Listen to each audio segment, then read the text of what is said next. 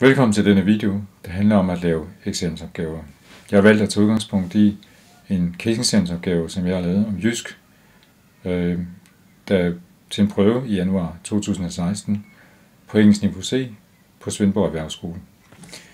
Det jysk er jo ikke til at tage fejl af. Vi kan se et billede af Lars Larsen her foran på opgavesættet, hvor han står smilende og stolt foran sin virksomhed i samme afslappede stil, som vi kender om for alle mulige andre sammenhænge. Så det er selvfølgelig valgt at tage med, fordi det inspirerer eleverne til at gå i gang. Han fungerer som en rollemodel for mange unge. Det har vist sig, at jysk ved at være casevirksomhed rent faktisk tiltrækker mange unge, og deres rekrutteringsgrad den steg betydeligt efter, at de havde været casevirksomhed med de merkantile uddannelser. På næste side er der en indholdsfortegnelse. I indholdsfortegnelsen fremgår det, hvordan opgavesættet er bygget op. Der er først et indhold af opgavesættet. Det er noget med, den samling historie. Der er noget om tiden til opgaven. Der er noget med en eksamensplan, som eleverne skal aflevere. Og så er der noget om de 4 grundelementer. Hvad bliver det eksamineret ud fra i prøven, det vil sige eksaminationsgrundlaget. Hvad bliver det bedømt ved prøven, det vil sige bedømmelsesgrundlaget.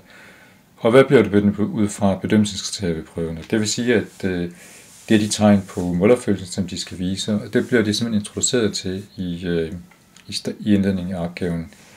Så er der selve casehistorien, den overordnede casehistorie, der ligger i opgaven, og så er der nogle tasks, nogle opgaver, de skal løse. Og der er de skal forberede sig på at søge job som assistant manager i jysk i Edmonton, Alberta, Canada.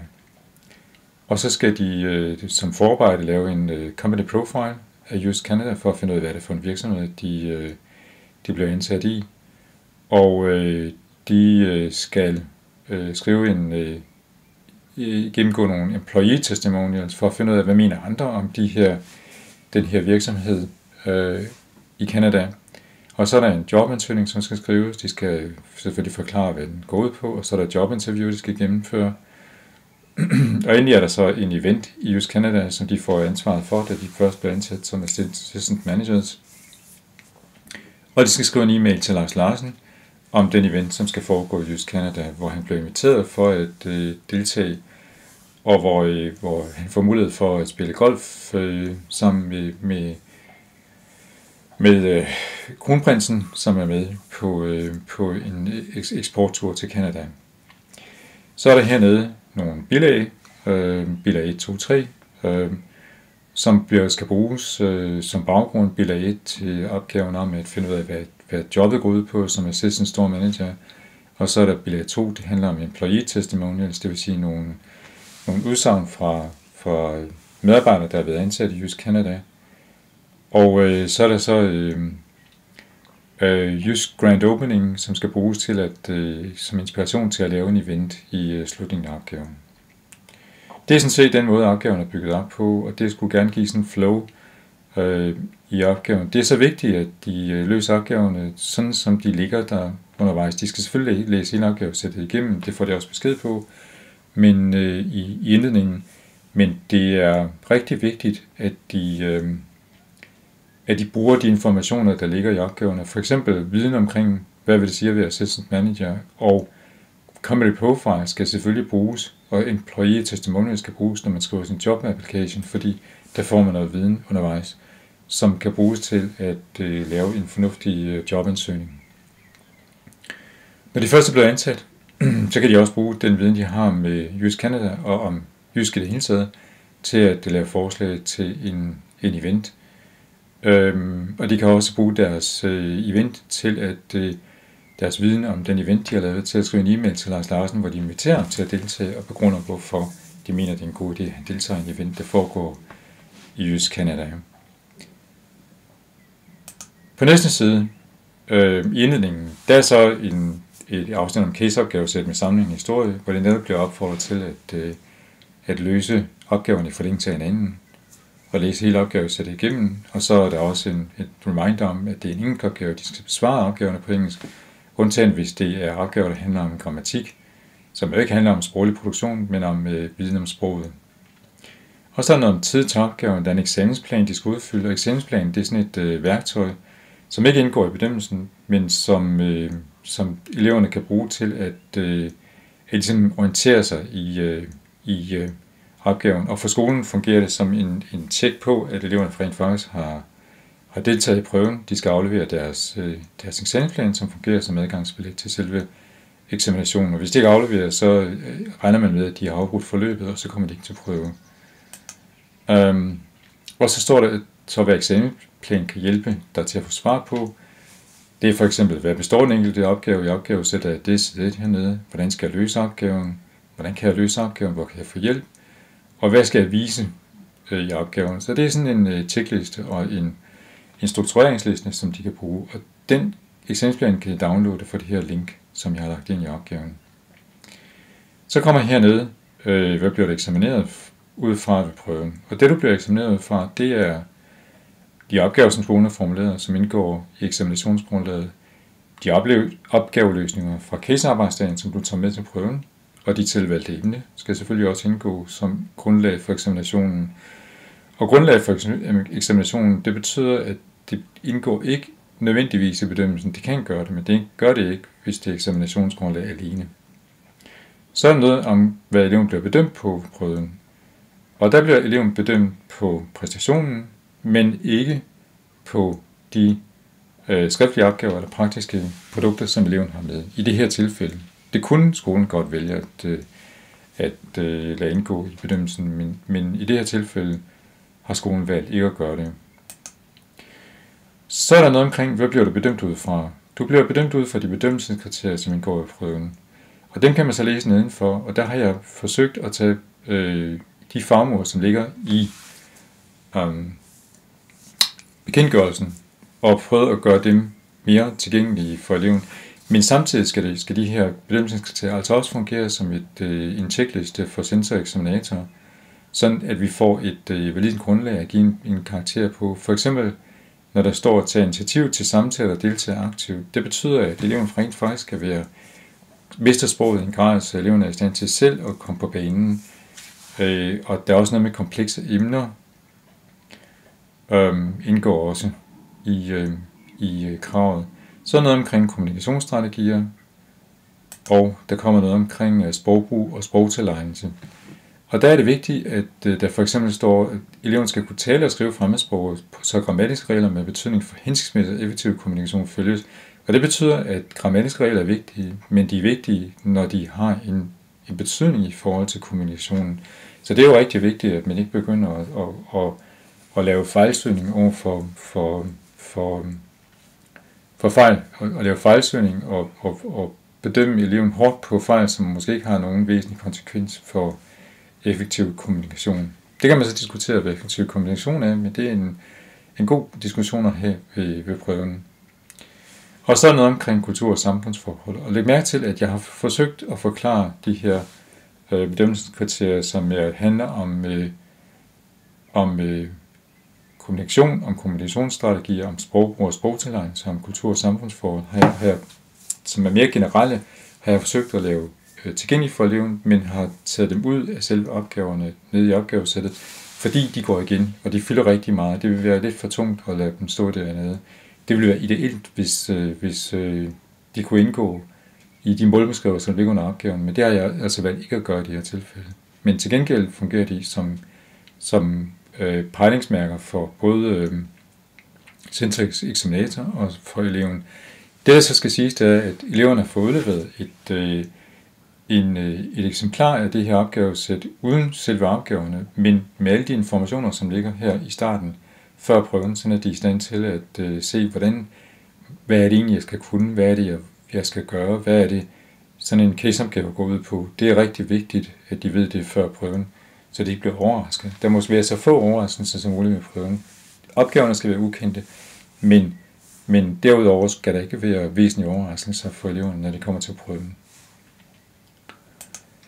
Så er der så i selve casehistorien, og den fortæller om en elev, der har blevet ansat i Jysk og gjort en god karriere der, og som nu har lyst til at komme ud og se verden. Og der er Jysk jo en international virksomhed, som giver gode muligheder for det. Og elevens butikschef præsenterer sig eleven for i en jobannonce om at blive assistant manager i en JYSK Canada Store i Edmonton, South Alberta, Canada. Og så beslutter vores ven sig for eleven sig for at søge jobbet. Og det er sådan set omdrejningspunktet for hele caseopgavesættet. Og så er der selvfølgelig en jobbeskrivelse, den ligger nede som bilag. Og så siger butikschefen, your store manager sees a great future for you in JYSK. He likes your ideas about going abroad to explore and develop your skills and qualifications. He invites you to talk to him about the job description and asks you to check out jysk.ca to find out more about JYSK Canada. Og det betyder, at så er vi godt i gang. Så ved eleven, og eleven der til prøve også, at det er den historie, som er rammen her. Så kommer sådan en første opgave. Og den opgave handler om at sætte sig ind i jobbet som assistant manager i Edmonton, Alberta, Canada. Og der er et bilag, en jobbeskrivelse her, og en manchet, som giver sådan en indføring i opgaven. Check out the job description, identify qualifications, make a presentation of these, or evaluate if you possess the necessary qualifications already, or if you need to develop your skills for the job. Og så kommer så selve opgaven, what you must do hernede. Og det har jeg valgt at sige, at det som eleven skal vise og gøre, og være i stand til, og det som eleven skal forberede på casearbejdsdagen, og det som eleven skal vise til eksamen, det er jo i princippet det samme. Og det er indgår i de tegn på læring, som elever og som sensor og eksaminator anvender, når eleven skal bedømmes. Så det har jeg sat her, så det ikke er overdrevet meget. Det skal ikke gentages flere gange, fordi det er i princippet det samme, så hvorfor gør det? Så har jeg bygget opgaven op efter, så der er nogle lavtaksonomiske mål.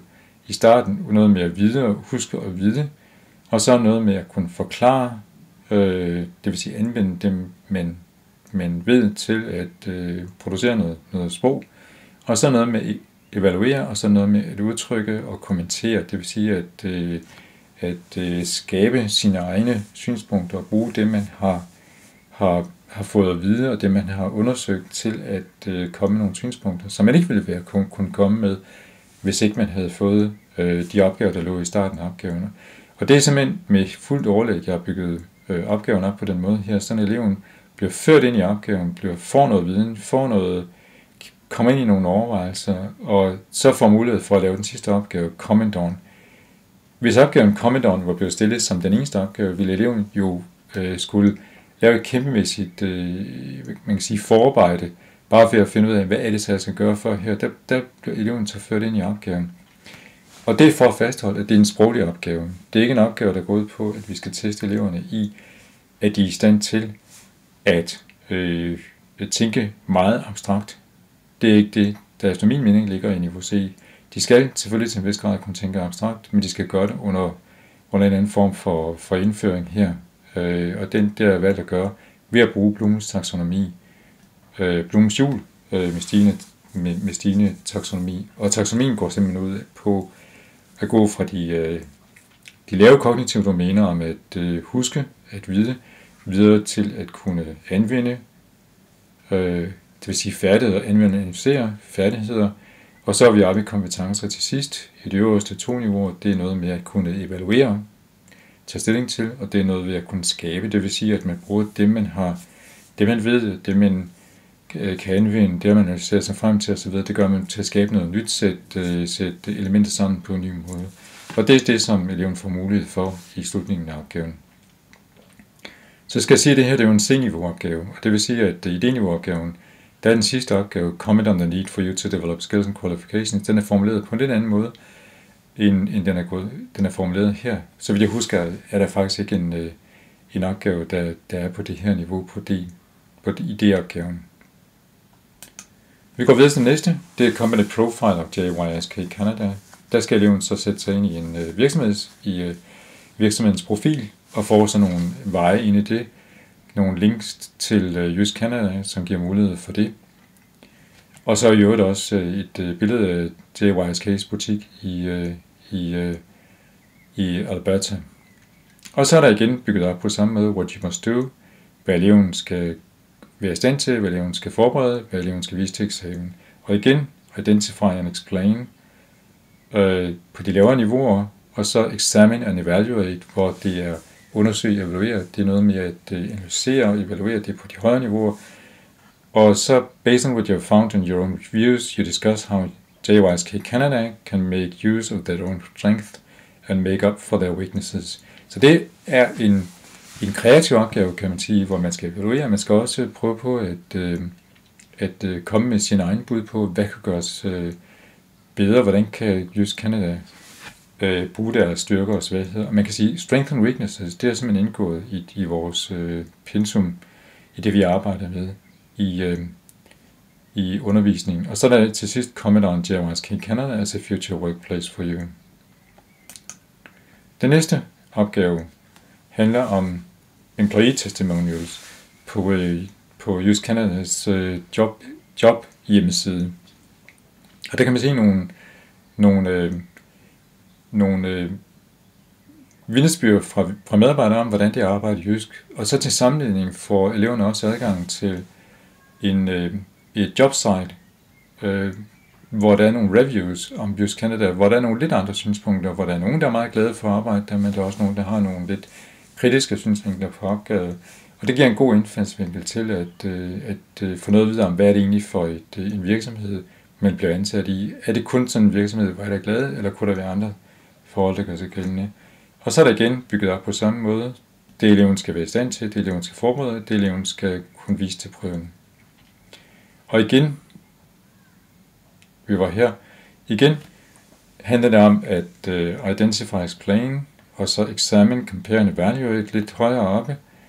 The trustworthiness of the two websites, og så explain and discuss, og så express your own views, og så suggest any need for improvements to JYSK Canada's employee testimonials, og to the working environment in JYSK Canada. Og endelig comment on the employee testimonials as a way of branding JYSK Canada.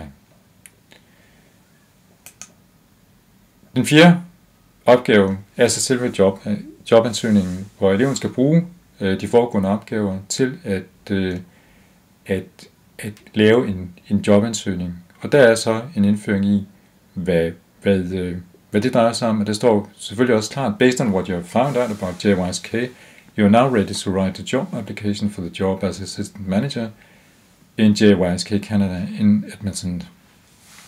You motivate your job application and explain your own personal, educational and job-related qualifications. You send your application to, og så er der selvfølgelig en adresse her, så eleven ikke skal blive i tvivl, og use today's date and your own name and address as sender of the job application. Og så igen, what you must do, være i stand til at gøre, forberede og vise til eksamen. Og igen bygget op med identify and explain, og argue heroppe, explain and argue, altså criticize and evaluate your own job application and identify any needs for improvement. Og der er selvfølgelig også noget omkring, hvad man bliver bedømt på, formally and correct with relevant content and structure for getting a job as assistant manager in JYSK Canada. Og undervisningen har selvfølgelig lagt op til, at de er i stand til at bruge en Hey You See So-model til at løse den her opgave. Vi går videre til næste jobinterview, og det er så det selvvalgte self-selected project, der kommer ind i billedet her, hvor eleven får mulighed for at fortælle noget om sig selv, om sin uddannelse ved et jobinterview hos JYSK Canada. Og der er også noget med, at de kommer ind på, hvordan Lars Larsens syn på leadership, altså på lederskab, har påvirket dem, hvordan det har inspireret dem, og det kan de så kunne se på kortlink.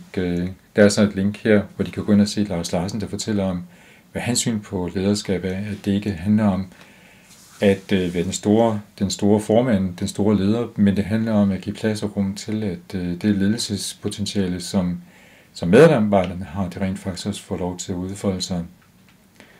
Og at han selvfølgelig ikke besidder alle de nødvendige kompetencer, det er helt afhængig af sine medarbejdere, han er helt afhængig af sine medarbejdere for at kunne få virksomheden til at fungere i praksis.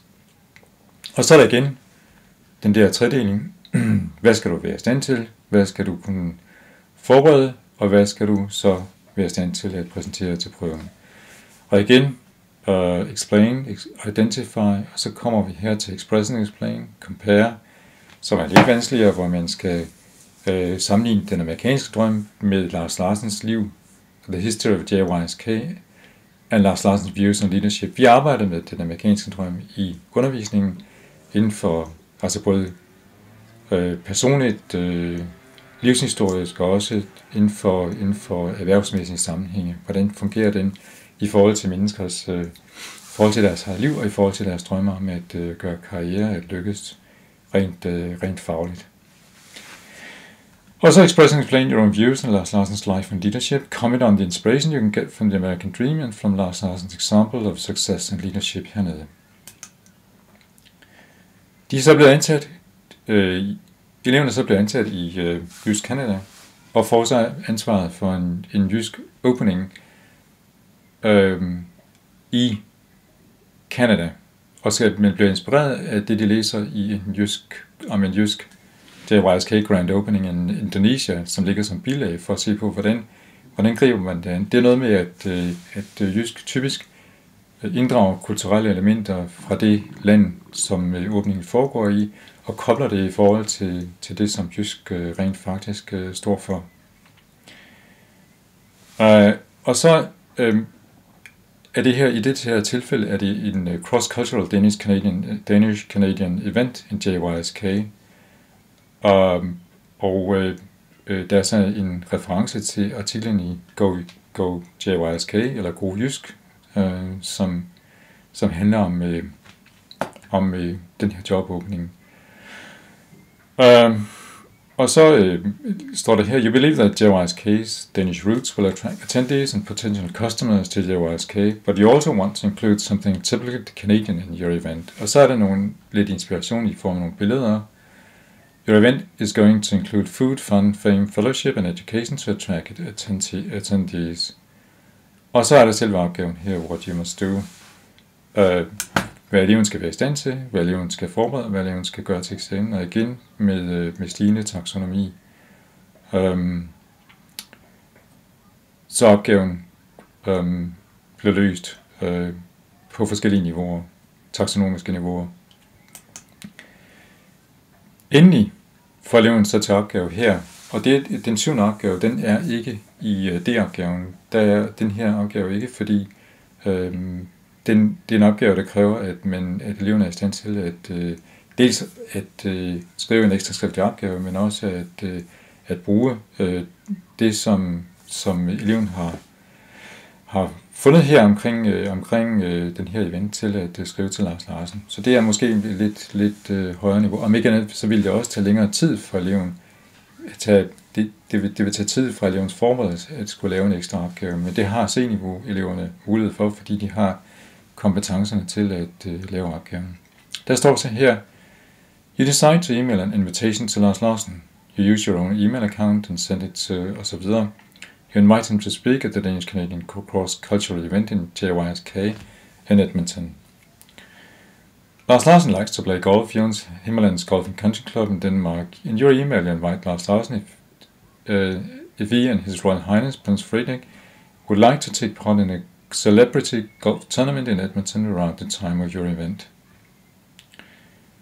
Og så er der så et billede af den her golfbane, som skal inspirere Lars Larsen til at komme.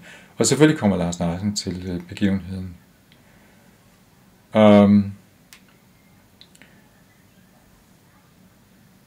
Og der er så, hvad eleven skal være i stand til her. Både at være i stand til at skrive en e-mail, være i stand til at forberede en e-mail, og forberede en præsentation og en diskussion af e-mailen, og så at præsentere e-mailen ved prøven. Og det er så det, som eleven skal gøre her. Og det er jo igen noget omkring communicative, og identify and explain the communicative objective of writing the email.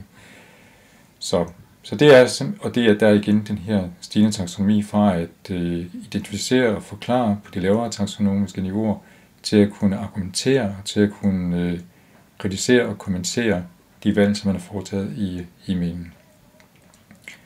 Det er sådan set opgaven. Så har vi så bilagene her, der er jobansøgningen, der er employee stories, employee testimonials, som indgår som grundlag.